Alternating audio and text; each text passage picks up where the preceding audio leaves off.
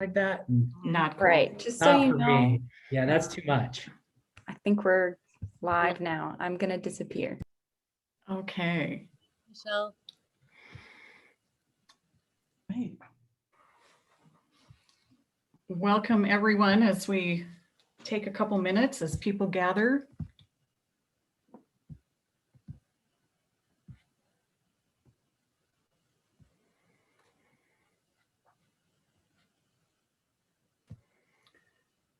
Michelle, do you have the power to share it to Facebook?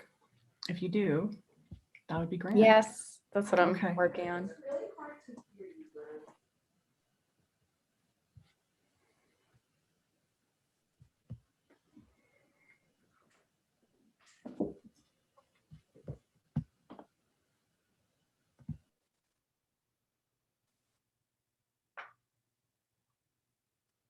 Welcome to everybody as you're joining us. We're going to just wait a few minutes as people jump on this Zoom webinar.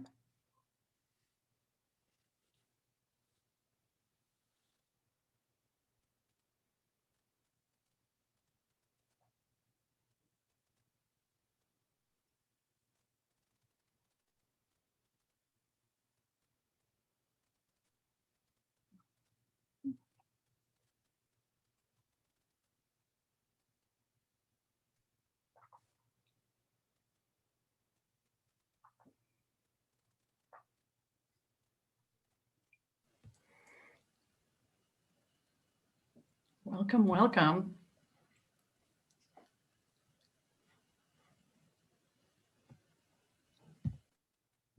Right. Still have a few people trickling in, so we'll wait just another minute or two and then we'll get underway.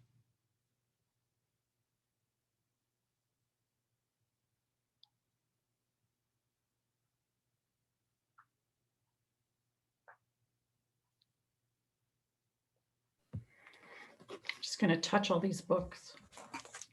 I wish I could give a hug to all of our authors tonight.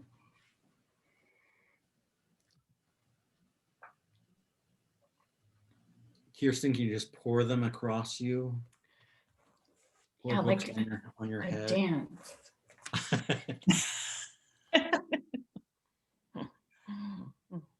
The Vanna White of the book world.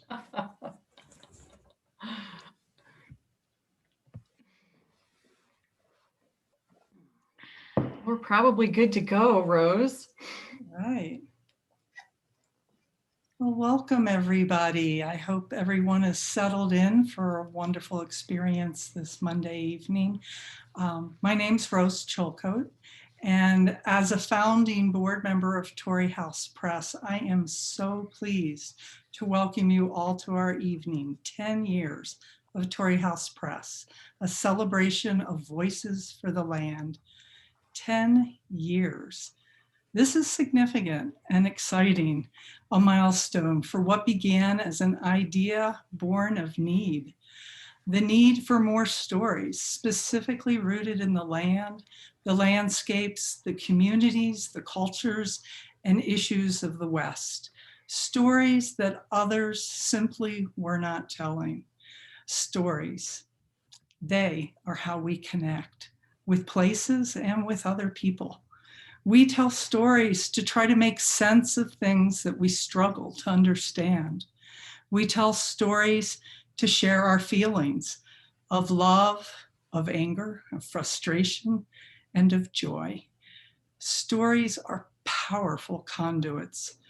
They open pathways to landscapes and life lessons. They connect us with the spaces we call home. And they transport us to places we've never been. Sometimes we tell stories to help us find understanding of complex and unfathomable situations.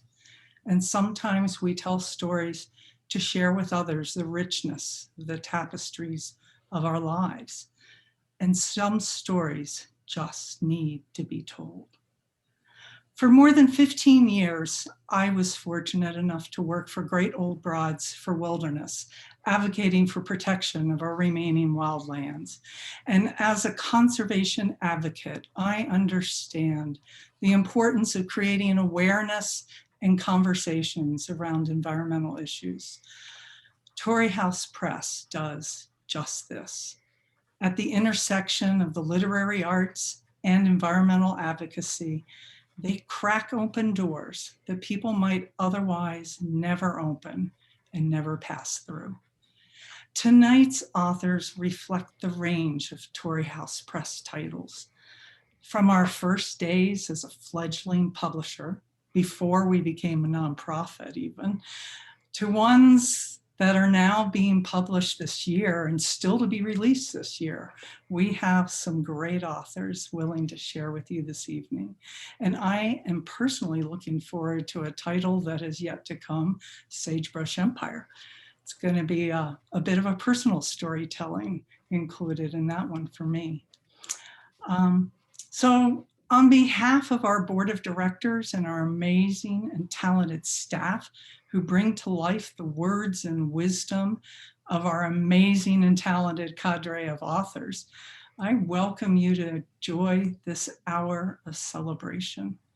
You know, as a new grandparent, just again this past week, I am awed, humbled, and again reminded just how much love, energy, and focus is involved in bringing something or someone to life. It is all-consuming. There are no days off, and it can be an exhausting struggle at times. But there are many moments of the most sublime joy. So many feelings, worry, fear, bursting with love, pride, and hope for the future.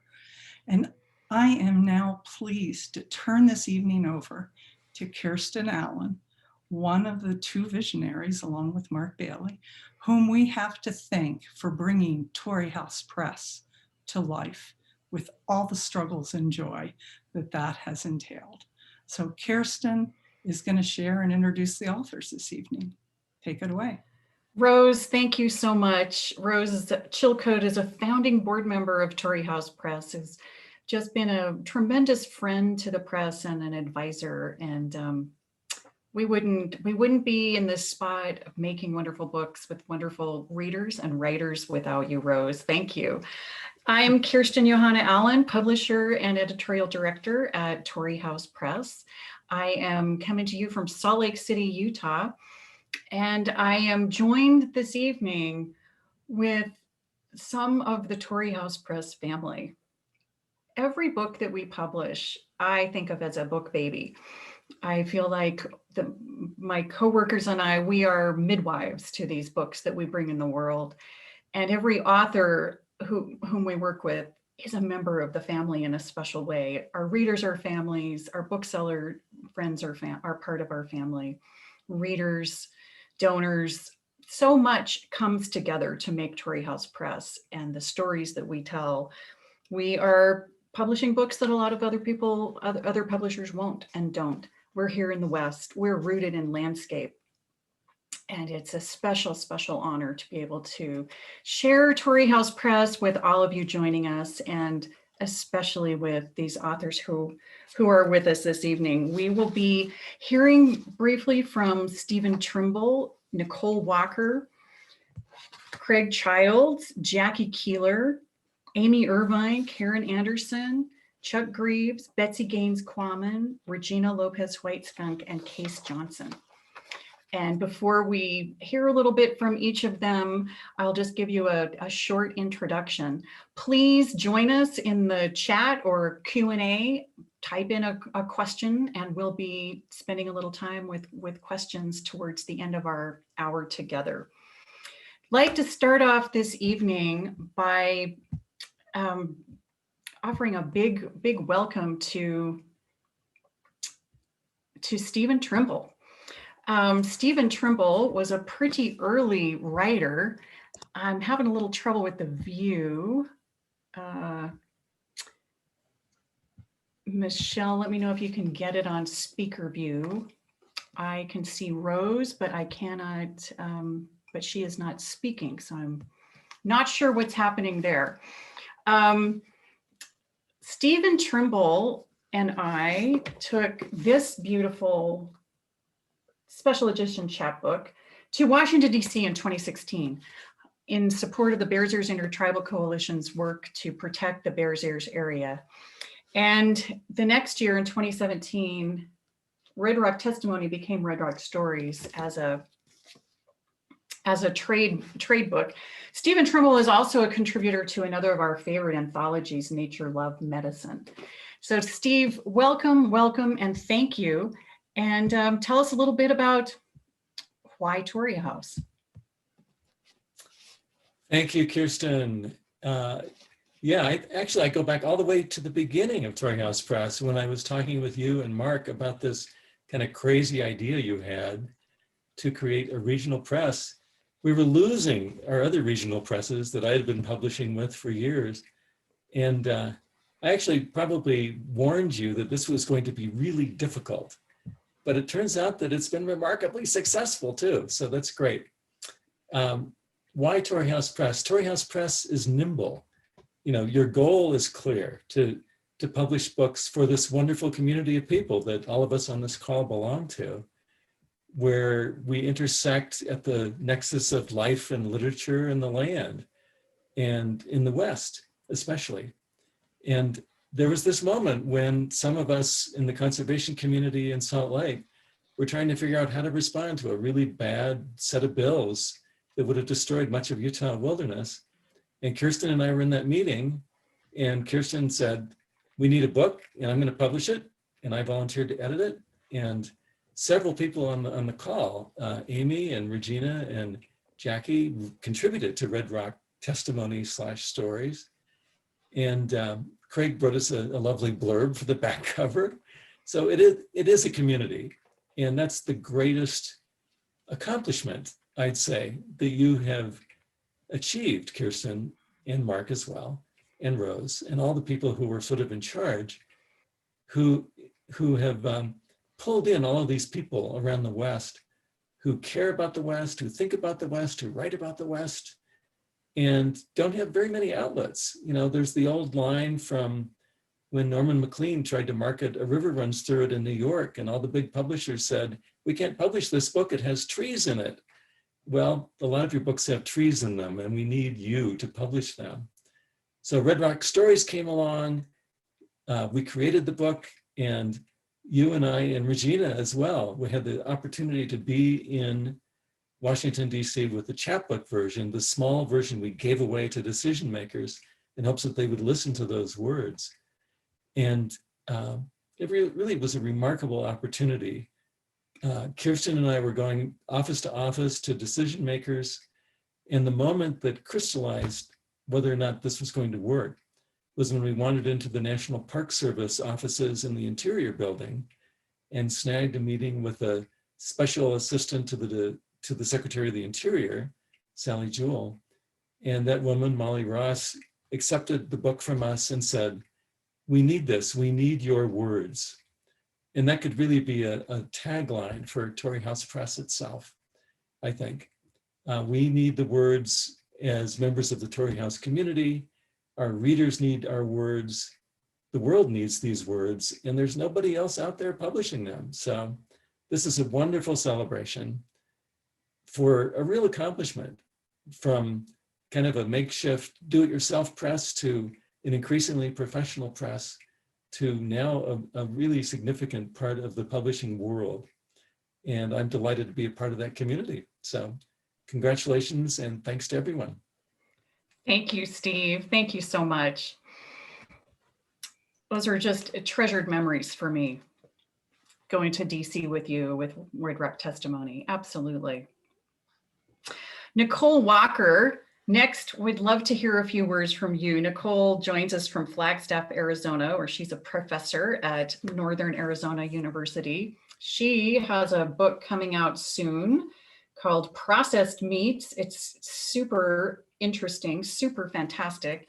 If food has been a part of your life during the pandemic in a special way, and I think that's probably true for most of us, you'll really enjoy the stories, the essays in here as she explores our human relationship with food and disaster and the body. It's a wonderful, wonderful book. And we're really excited to have Nicole as a new member of the Torrey House family.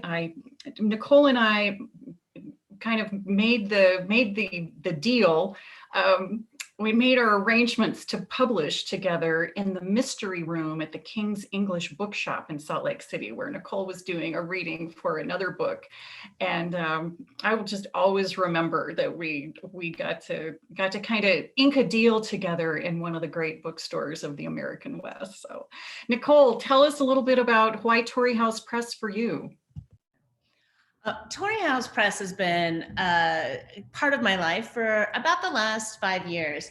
I think 4 years ago, we had Jacqueline Keeler and Clay Benally come visit at NAU as part of the Edge of Morning. We used the Native American Cultural Center to host a reading to talk about how important Bears Ears is. And of course, it's been, I think, a really big part of a lot of creative writing classes here at NAU, reading Red Rock Stories, because it's such a fundamental way of thinking about the West and a way to teach how to write about place. And NAU's creative writing program is pretty invested in writing about and talking about place. Karin Anderson came to Flagstaff to present her book before us, like A Land of Dreams. Craig Childs, who is like the writer of my dreams, publishes with Torrey House. Amy Irvine and Pam Houston put together a beautiful book. So it's this press that's doing something, I think, that's really important in publishing right now. As we know that the big 6 went to the big 5 and now maybe are down to the big 4, I'm starting to understand something about presses and what it means to be a writer in the West, to be a writer in the States, and to be a writer in the world. I think of writing as every book that I publish is like a port key to get me to some other place. I am invited to talk, at University of Colorado or SUNY Brockport. I get to travel thanks to books, right? Before the pandemic literally took me places, and now they virtually take me places, which is just as good. I mean, it's amazing to me what books can do and the communities they can create. And what I think is happening with the small press world in general, but in particular with Torrey House, is that it is creating community. That as Kirsten said right off the bat, we are a family. We are meeting each other for the first time. I'm brand new, so it's some of these people, some of these friends are new to me. Some of this family is new to me, but we share this, right? And Kirsten and Michelle and Anna and Rachel are able, and Mark are able to say, let's do this. Let's host this evening tonight. Let's get together. And everyone jumps at the chance. We want to be together. And I think that books are that thing that bring us together, and they bring us together briefly, like for tonight, and then hopefully for longer periods when we sit down to read these books and indulge in these books.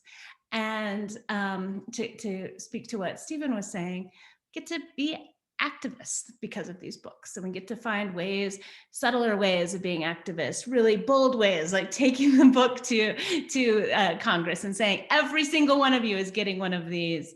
To me, the openness, the heart of Torrey House Press is what allows it to be a fundamentally game-changing press. I think this is going to be the way of the future, that presses that know who they are, what they want to do, and want to make an impact are going to be the presses that survive in the 21st century. And I'm so honored to be part of this one. Thank you so much, Nicole. It's just been such a joy to work with you in Processed Meats. That cover that Kathleen Metcalf put together is just one of my very faves. Super fun. Thank you. Next, thank you so much, Craig, for joining us. I know you have only probably 4 or 5 places that you need to be at once. And really appreciate you taking the time to join us today. Craig Childs is the author of Virga and Bone, among many books, although Virga and Bone is the first title with Torrey House Press. He's also at work on another book with Torrey House called Tracing Time. That book is not yet between covers, so stay tuned. It will come out next year. Craig Childs has taught writing many places at the University of Alaska in Anchorage, the Mountain View MFA program at Southern New Hampshire University, and he's a teacher of the land. He goes out on the landscape with different groups of people all the time. He just got off 9 days doing a writing workshop on the Green River.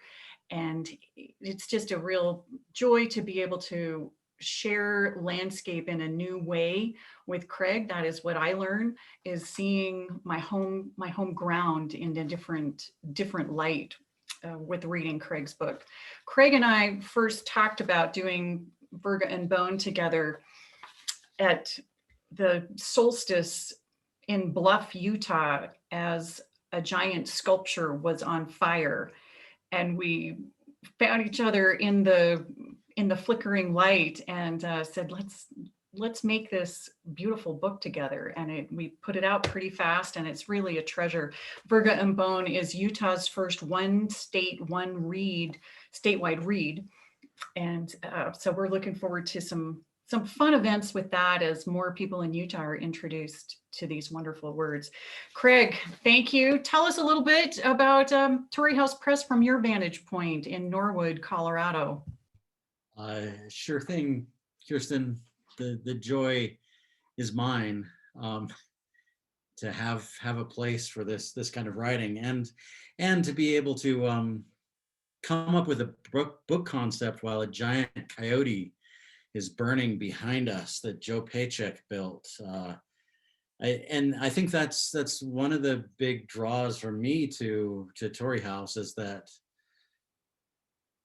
this isn't well, it's not New York, and I love New York, but I don't feel like they often understand what's going on out here, and I've put my heart into many books, into everything I've written, and I don't always feel like it's understood that far away. I feel like the focus of Torrey House on this region, on the Colorado Plateau being a physiogeographic nation in itself, it deserves this kind of attention. Writers who know this place, where I don't have to answer the question that editors elsewhere say, well, can you explain why you're doing what you're doing right now? You're walking, right, through a canyon somewhere. Why would somebody do this? And I just go, oh, this is what we do here.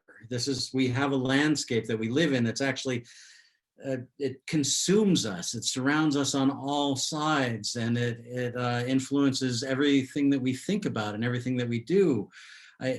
Explaining yet again why we walk, why we think about this place, why we watch this place and listen.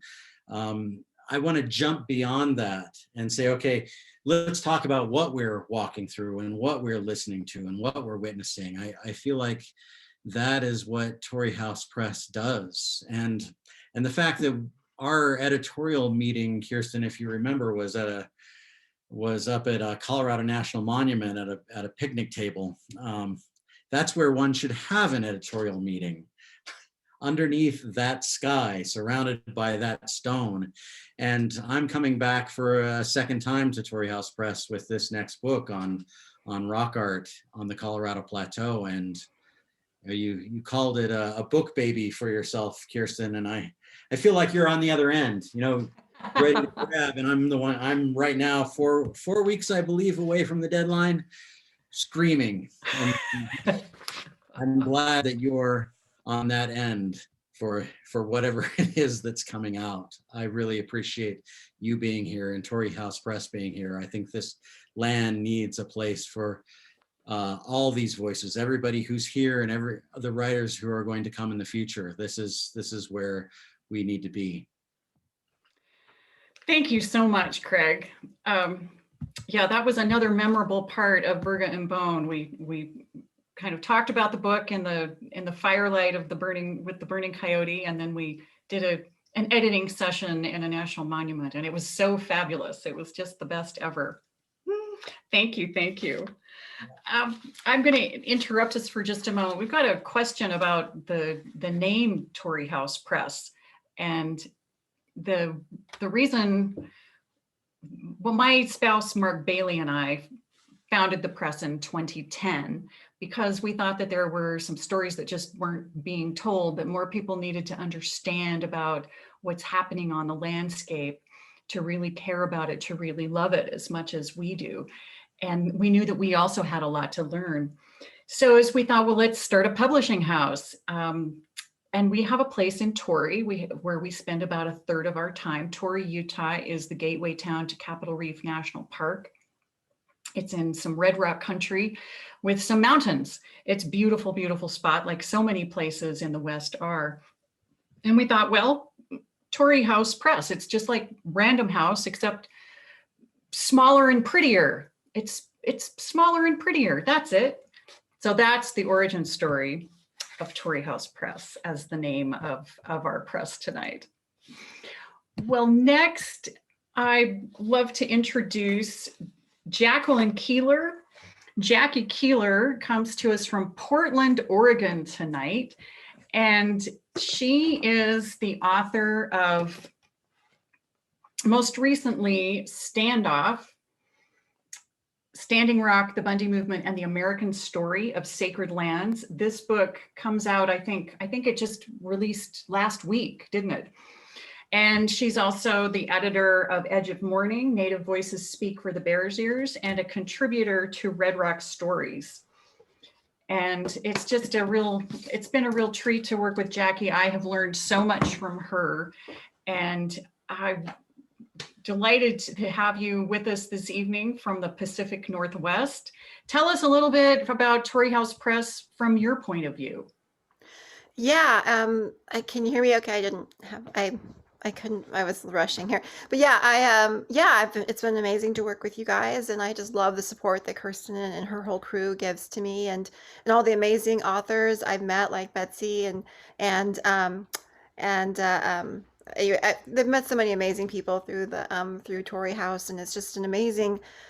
I really love what they do. They provide a very personal, very just an incredible support network for authors, and also to elevate voices like mine. I mean, Kirsten approached me after seeing some of my journalism, my news articles and stuff, and it was yeah, it's just been, and I think that it's a way of approaching this really important issue about public lands at this point in time in a way that is far more. First of all, it's very comprehensive. The work done by so many of the authors here on so many of these issues, and yet it's also very personal. It draws you into the story, and so I think that you don't get that many other places. That sort of just you can become immersed in a story, whether it's about like Jonathan Thompson's book about the what happened with the the poisoning of the Animas River, or any of these books. It's absolutely amazing, and so I really do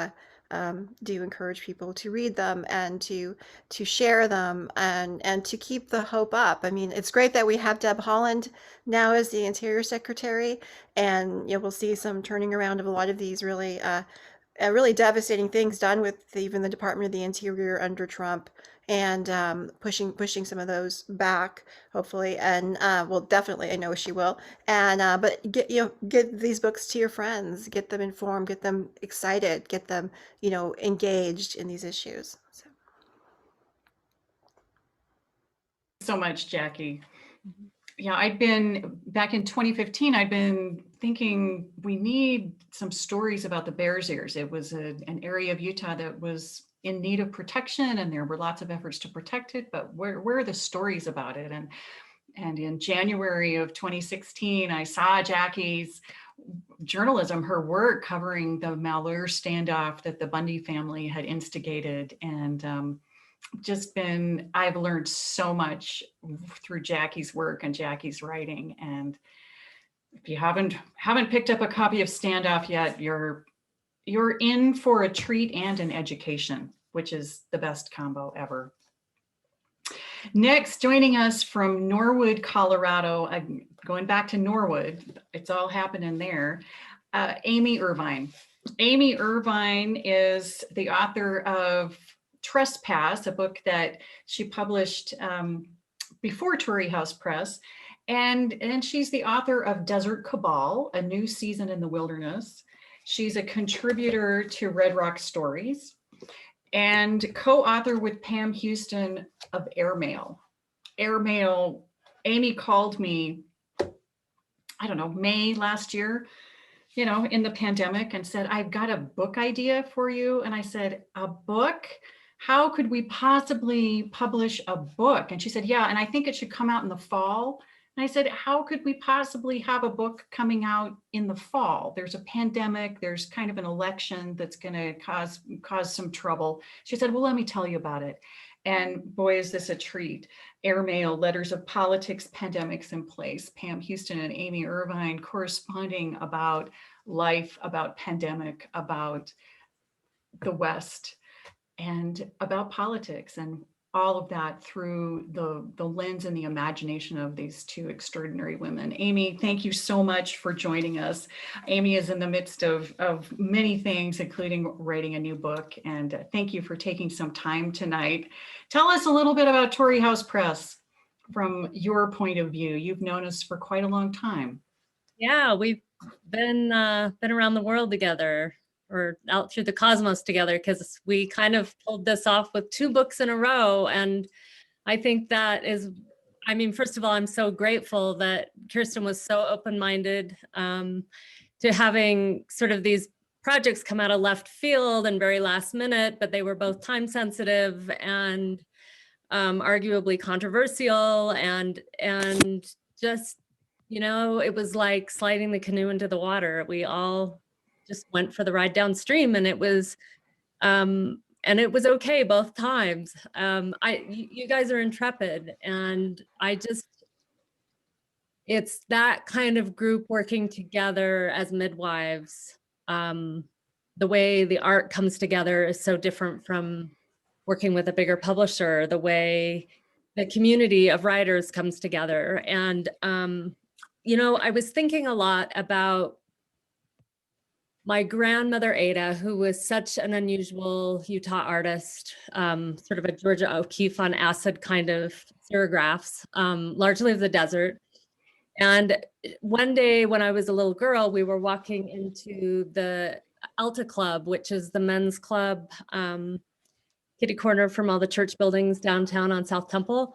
And all the men in in the Irvine family belong there. And we were walking in, and here's my radical grandmother, who was like one of the first modern dancers, plus, you know, does these serigraphs. And she tells me how grateful she is that she now gets to walk through the front entrance. And I'm thinking, and I said, well, what do you mean? And she said, oh, women until recently had to come in through the service entrance. And I didn't even understand what that was. My world was so completely white. And I, as a Mormon girl in Utah, you know, had been told that Utah was my promised land that I had inherited, and that I was privileged to in all sorts of, you know, recreational, aesthetic, or industrial ways. My family did all those things on public lands. But I just said, what do you mean? And she said, well, you know, she tried to describe it. And I said, well, can we walk through that way? So we went out and we came around and went in through the service entrance. And I remember the door frame in and down this hall, and kitchens and wait staff. And of course, it was a lot of women. It was a lot of people of color. There were different languages being spoken. It was so different from walking through the front door. And it just sort of like my whole world just shifted in Utah. And that moment, to me, sort of from there, it wasn't a stretch to realize that these lands were not mine to enjoy, that I got for just whatever privilege or aesthetically pleasing thing I wanted to do on them, and that actually they were stolen, and that I was a guest. and so I started thinking about patriarchy in a different way, and just how insidious white culture and privilege is, like how the normalcy of it that we don't even understand, and that I'm still learning about. And I feel like Torrey House Press opened those front doors to the Alta Club for everyone in Utah in a way. Like suddenly all these new stories and voices were rushing through, though very few of those were getting through before you guys started taking on the projects that you were taking on. And I'm just so grateful because the stories are the things that will change the world when all the political opinions and all the fights and all of it is, the lawsuits are over. The stories will be how we connect to one another in a very dehumanizing world. So thank you. You are also the only editor I've ever worked with whom I've gotten caught in a flash flood with a million cow pies rushing by our heads and undergraduate students sort of helping the old ladies across this thing we would have foraged at some point, but at this point we need a little help. That was another memorable day, like Craig was saying about, having the editorial meeting outside under that sky. Seeing a book through amid a flash flood being carried downstream among cow pies. I'll never forget. And for that reason, I've never cleaned all the cow pies off of my hat. I wear them in memory of that day. And thanks to all of you writers. It's a privilege to be here with you and with everybody who reads your books. Thank you so much, Amy. Yes, the flash flood with cow pies floating, that was a moment. That was a moment of storytelling in the desert. And I'm really glad we had young, strong men to help us through. And I'm really glad I got to be there for it. Yeah, I never thought I'd have to say that, but I was grateful. Yeah. There's something about not being 25, Thank you, Amy. Oh, also hailing from the fabulous land of Colorado, Chuck Greaves, thank you for joining us. Chuck lives just outside a beautiful national monument, another gorgeous, the Canyon of the Ancients. And he is the author of many books, one most recently with Torrey House Press, Church of the Graveyard Saints.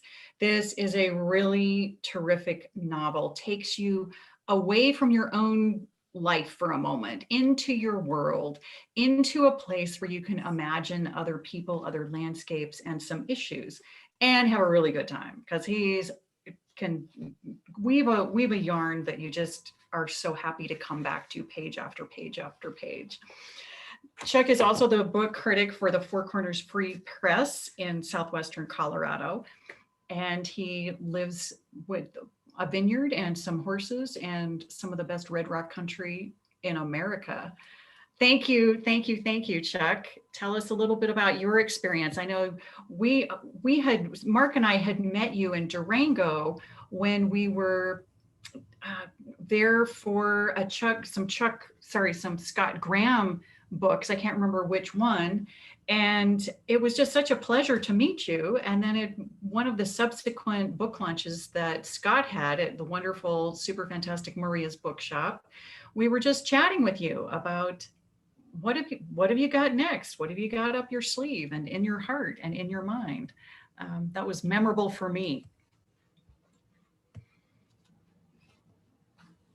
Tell us a little bit about, so much. Books from your point. First of all, happy birthday to Torrey House Press. Happy birthday to Torrey House Press. You look so grown up, it's hard to believe you're only 10 years old. As to the question, why Torrey House? Yes, the short answer is Scott Graham. Scott was supposed to be our host tonight, but he couldn't make it, unfortunately. But Scott first introduced me to Torrey House through his National Park Mystery Series. And he literally introduced me to you and Mark at a signing event at Maria's in 2015. And Mark asked me what I was working on. And I told him it was an environmentally themed novel set in the Four Corners. And he basically said, that's right in our wheelhouse. Mind if we take a look? And I did, and you did, and the rest is history. So thank you so much for that. In terms of my personal attachment to the desert Southwest, a lot of people come to this area and they're awed by the scenery, and they go home with some memories and maybe a few photographs. But for very few people, their first exposure to the Red Rock wilderness it was a life-altering experience. And I was one of those people. In 1993, I came to Johns Canyon, Utah on a vacation trip. And that trip inspired me to write what was my second novel for Bloomsbury. It was called Hard Twisted. But it also opened my eyes to the beauty of this part of the country. I knew that someday I'd come back here to live, which I finally did in 2012. We moved to McKelville Canyon in Colorado. And as a novelist, I knew that I'd one day write about the fragile beauty of the region and about the forces that both shape and threaten that beauty. The resulting novel was Church of the Graveyard Saints, which Torrey House published in 2019. So I'll close with a message to other writers out there who might be considering whether to publish with Torrey House. My 5 previous novels were all with large New York or London-based publishers. And I can tell you that Torrey House provided every advantage they did with virtually none of the drawbacks. And it's such a pleasure to be able to pick up the telephone and speak to your publisher on the phone and deal with a publisher who's deeply invested and understands what you're writing. So that was my experience with Torrey House. So I want to thank you, Kirsten and Mark and Ann and the rest of the Torrey House gang. And may the next decade be as successful and as rewarding as the last. Thank you so much, Chuck. It is a real joy to be able to work in a neighborhood. And even when that neighborhood is hundreds of miles away, it still feels so, so close because of the connections that we've made over landscape and independent bookstores and story. Thank you so much, Chuck. Karin Anderson. Karin Anderson is joining us tonight from her home in Salt Lake City. She is has been a professor at Utah Valley University until just moments ago, if I'm correct. I think she is retiring from a decades long teaching, and she is the author of this fabulous novel, Before Us Like a Land of Dreams. This is a story that imagines the West through voices you've never really thought were in the West. And it's a tremendous, tremendous treat. I first was reading a manuscript of this while I was on an airplane going to New York. And I just felt like I was transported someplace else. And I was, which is fantastic. She is also co-editor with Danielle Beezer-Dubrasky of the forthcoming Blossom as the Cliff Rose, Mormon Legacies and the Beckoning Wild. This is an anthology with a tremendous collection of voices speaking from the Mormon and Mormon adjacent experience of landscape in the West. And it's a real joy to have worked with Karin on both of these books. I think the first time I met Karin was at our house in Torrey, and Amy Irvine and I were running a writing workshop, and Karin, I think you came on with your daughter, and you were injured at the time. You were hobbling about, and that was, gosh, that was years and years ago. Karin, tell us what? I think that was the first time we met, wasn't it? I think it was the first time we met in person. I seemed like bounce off or seen I don't know, panels and presentations, but the first time I ever had an actual conversation, I think with Amy as well. So it was a real pleasure. And I was hobbling, but I am almost jogging again. Now it's just age. So that's good to know. So I do love Torrey House Press. I feel like it's just been something that so many of us as writers and readers have been waiting for. So much of what I've taught to my students on the Wasatch Front over the last 30 years has been with the deepest wish and best possible hopes that they would find places for their remarkable and distinctive writing, and that Blossom as the Cliff Rose in some ways is part of that. So many of our contributors have in some way or another I've watched them develop over years and sometimes decades and really find their voices. So that's just a pleasure to see that come together. It's a true,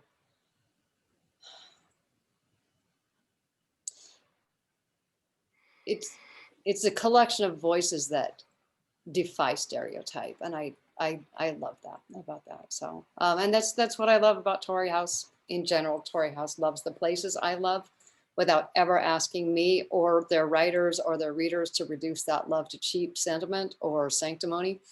That is more meaningful. I think that's something that we've all longed for so long. We didn't even know we wanted it in certain ways.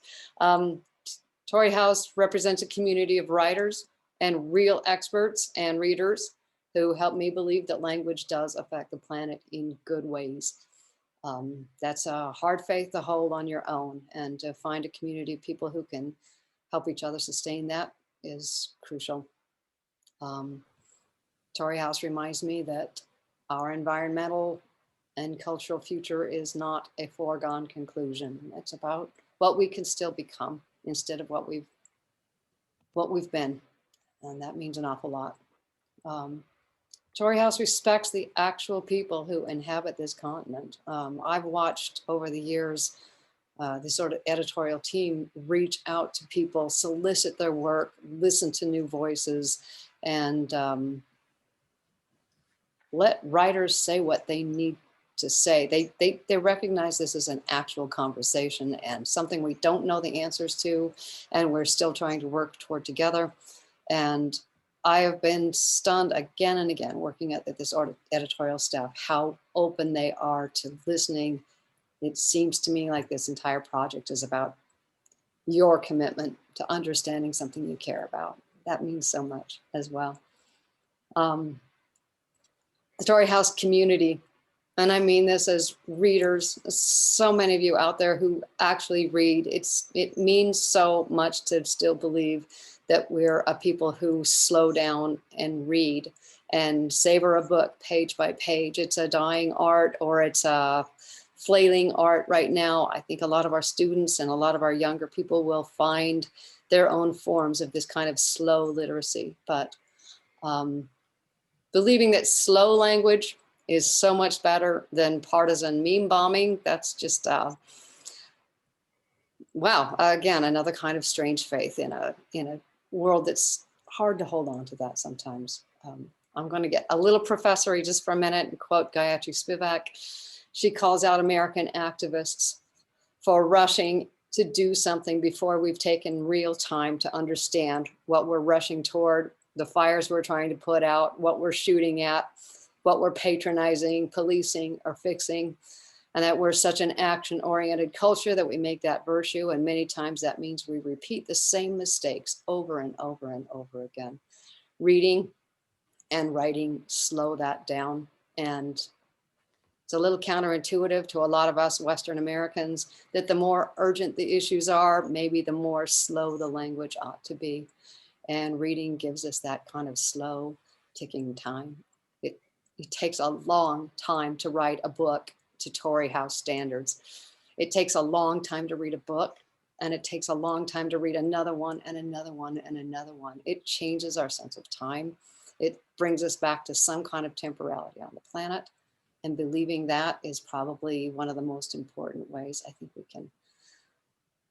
we can hold together as a reading and writing and thinking community, and believe that language actually can make the change that we'd like it to do. And finally, just Torrey House belongs to the American West, and the West is my home, however troubled my heritage, whatever crises we face.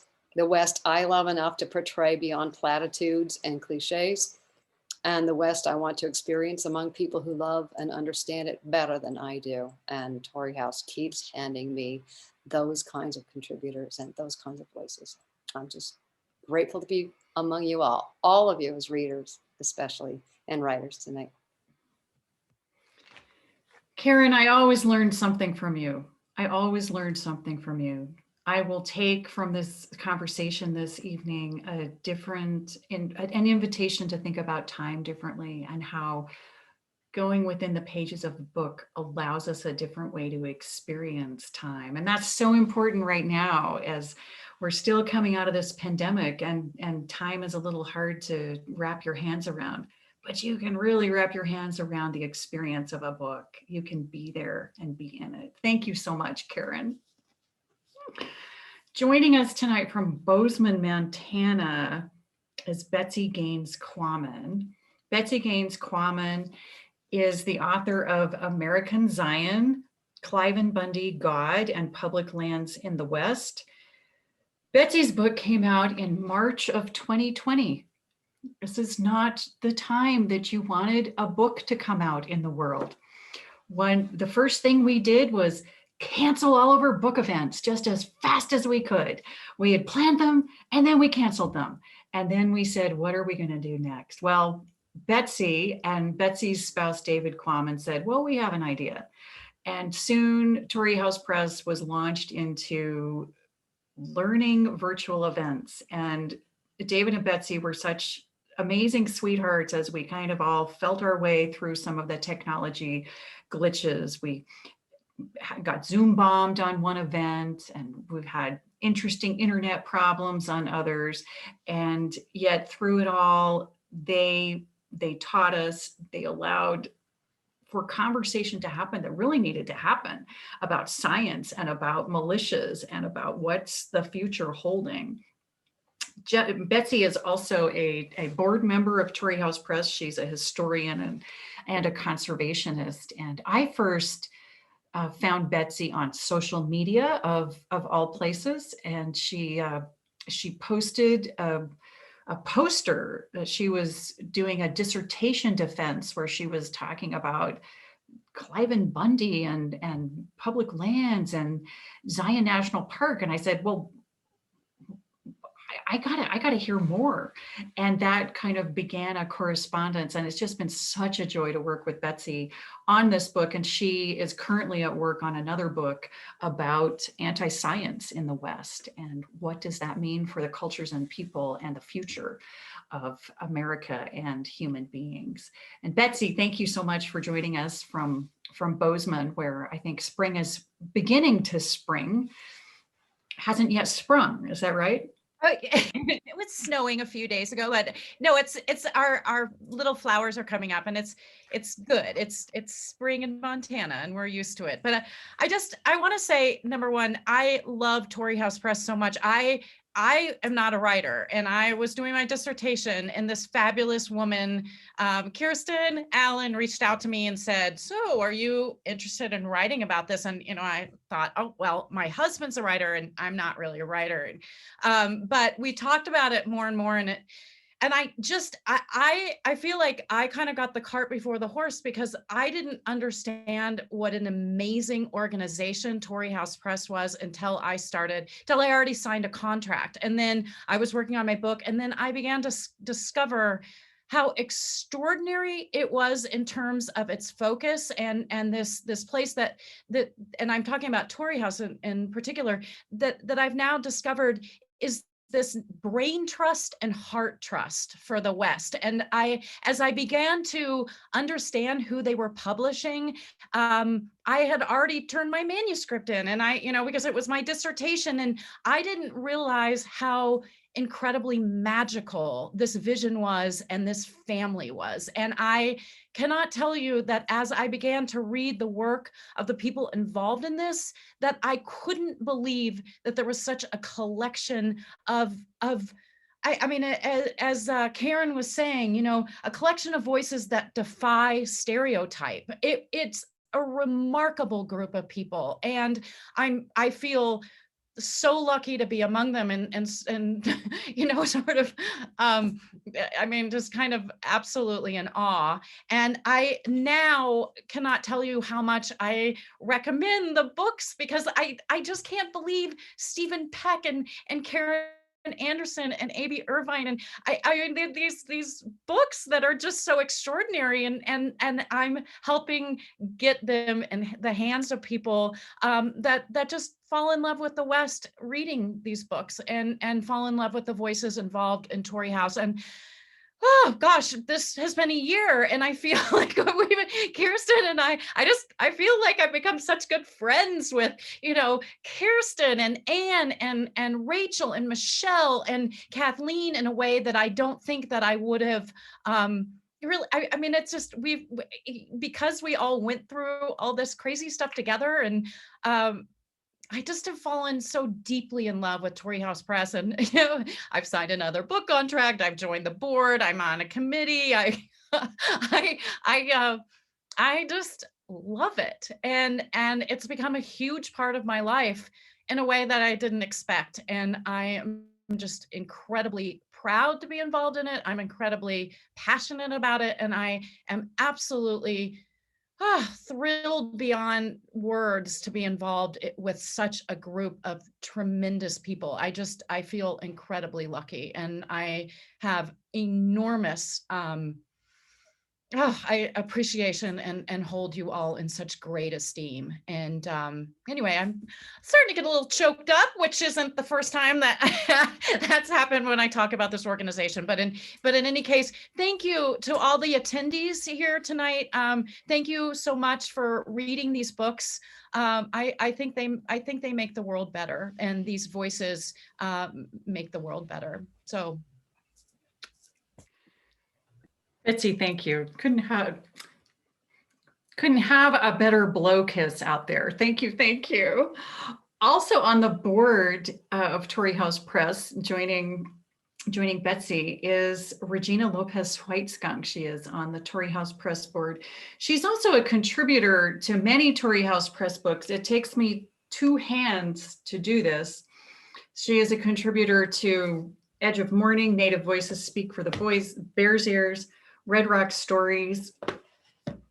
She wrote the afterword to Amy's Desert Cabal, and she wrote the foreword to R.E. Barillo's Behind the Bears Ears, exploring the cultural and natural histories of a sacred landscape.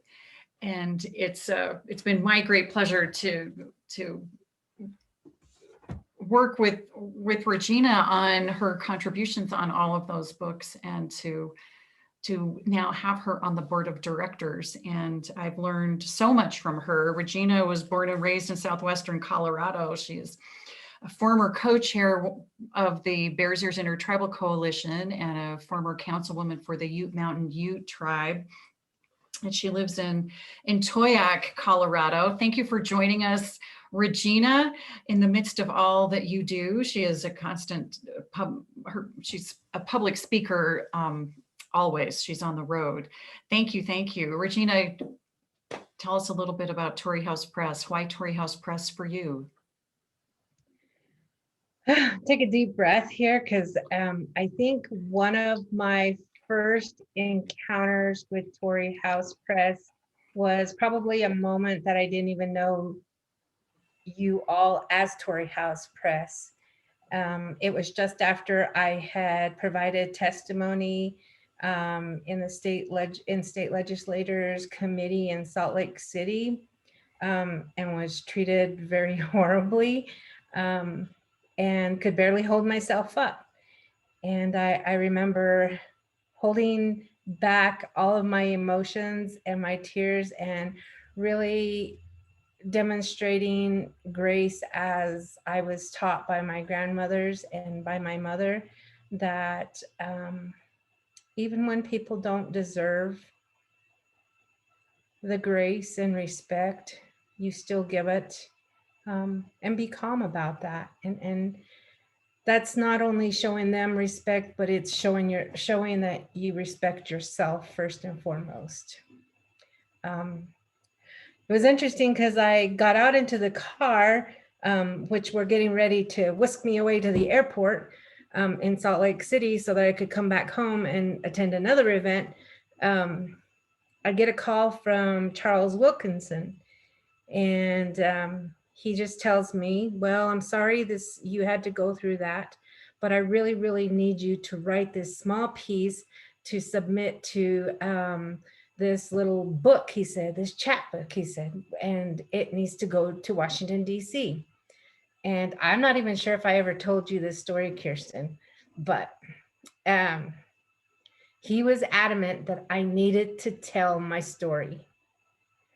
And initially the request was for me to write at that point in time in the middle of my service to my tribe and somewhat becoming the voice of the coalition of the 5 tribes and being the only female.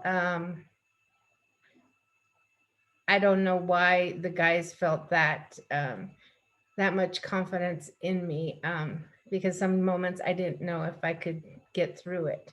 And I did. And I also learned that my stories and my voice was important.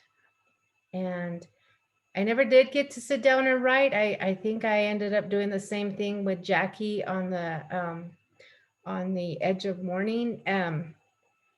I literally was on the run and taking phone calls and literally just telling my story to people that would sit down and start writing. Okay, Regina, just start talking and we'll do your writing for you. And then we'll give it to you. You take a look and tell us if that's everything you want or if there's anything to be changed.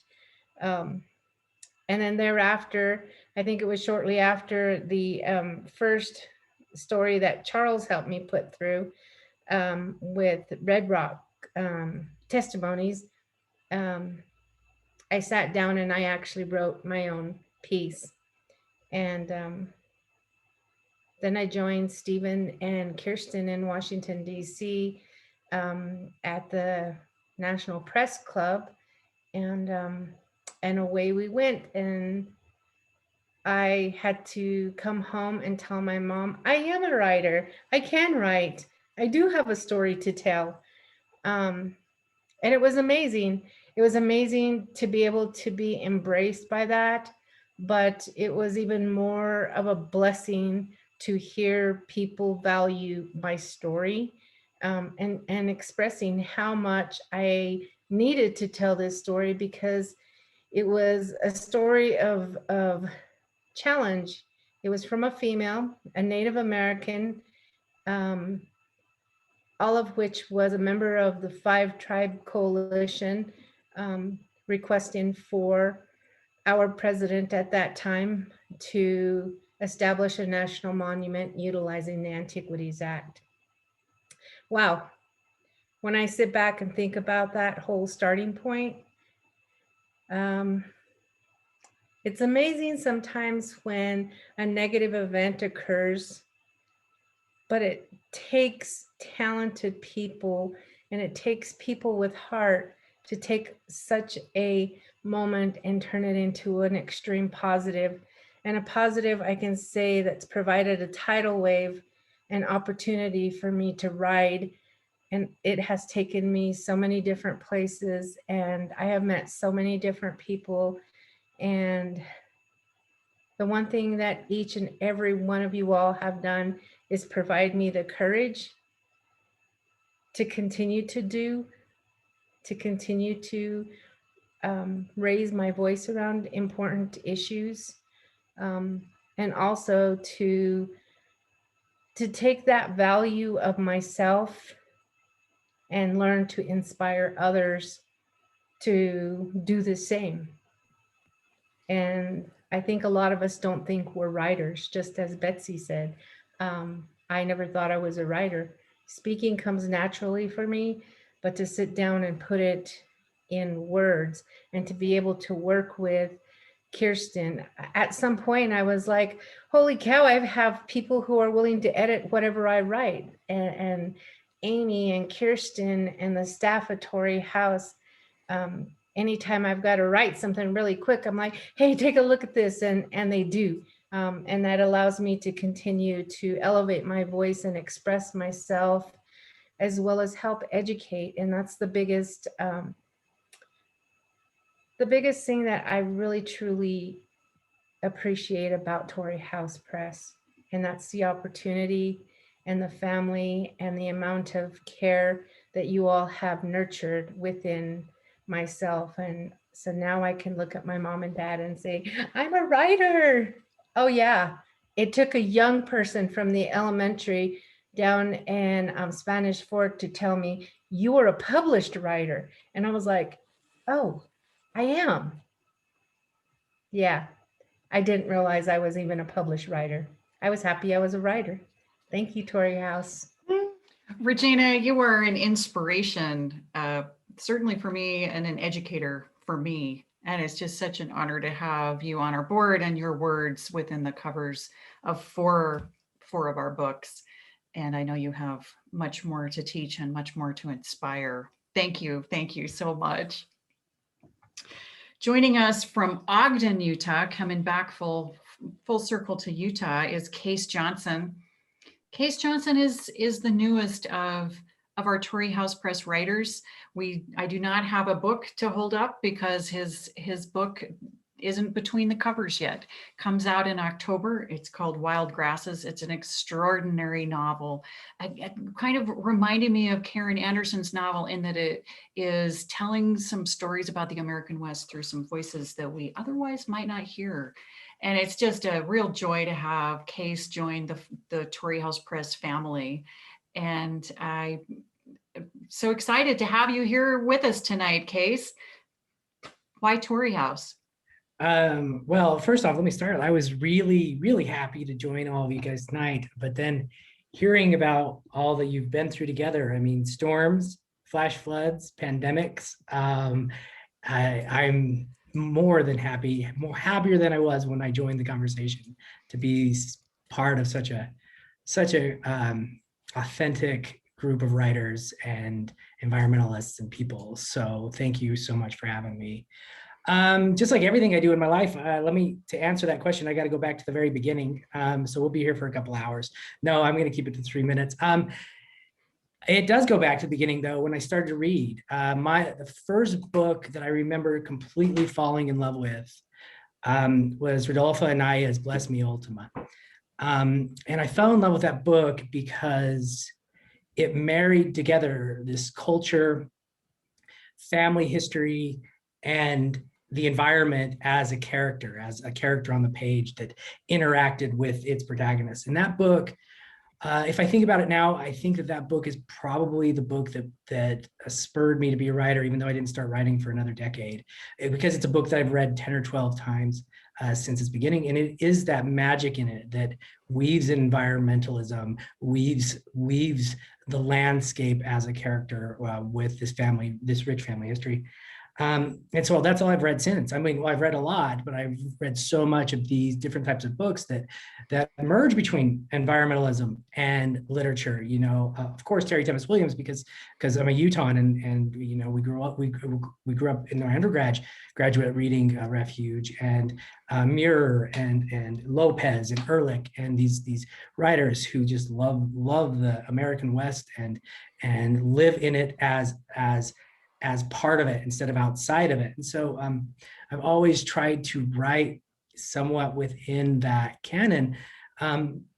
So when I was looking at presses like Torrey House, seeing Torrey House grow over the last 10 years, I thought it would be an ideal press for me and for this book, because this is not a book for New York. This is a book for the West. And I fell in love with the publisher, with the publishing house, because of the mission statement, you know, because of the authors. Many of them are here today, and it's really cool to be with them, and because of this very outward voice when it comes to activism. I think that in itself, being part of a group that's not just putting words on a page, but actively going out and changing the world, is something that I really want to be a part of. If you know me, I do documentaries against our former president and such to try to change, you know, to get him out of office.